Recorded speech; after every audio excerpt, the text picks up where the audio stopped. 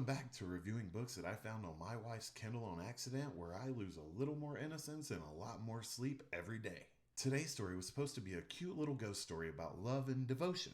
That's what all the book talk girlies told me in my comments anyway. Spoiler alert, they lied. And they broke my trust, but I'm a forgiving person and I do believe in second chances, so I'm going to give them an opportunity to redeem themselves at the end of this video to build back the trust and the understanding that I thought we were working for in the first place. So today's book review is Haunting Adeline, and I dove right in. I was expecting some mild paranormal activity, maybe a candle flickering in the wind or some creaky floorboards, normal ghost story stuff.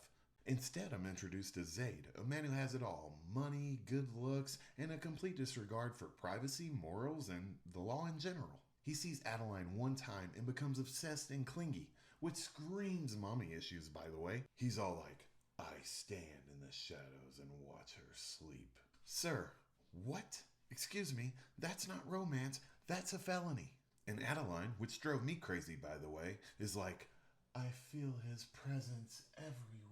Yeah, homie, that's because he is literally everywhere.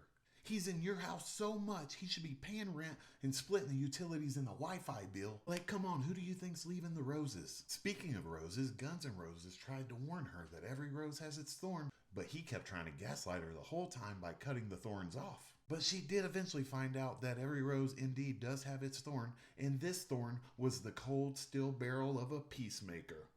Guys, when I read that scene, I just closed the Kindle, I walked outside, I stared at the mountains, and I just contemplated my life. I wish I could go back to the man I was before I opened this book, because the last book I read had me feeling like I was one of the book talk girlies. But this book was my descent into darkness, and now I just realized that I'm a man who consumes unholy literature. And then the cliffhanger at the end grabbed me by the throat and made me decide right then that I was going to read the next book, Honey Adeline, so that will be the very next book review. Oh, Lord help me. On a real note, this book was awesome and really terrifying at the same time, and I give it 5 trophy husbands. Now on to those little book talk tricksters. I told you I'd give you an opportunity to earn trust back, and this is what I'm going to do. After Hunting Adeline's review, I am going to review Credence. So far, in the comments, you guys have told me that this is a cute little love story and it's a book about family bonding. Is that true? Or is this just another devious plot for you guys to get pleasure with blindsiding me with your book talk terrorism?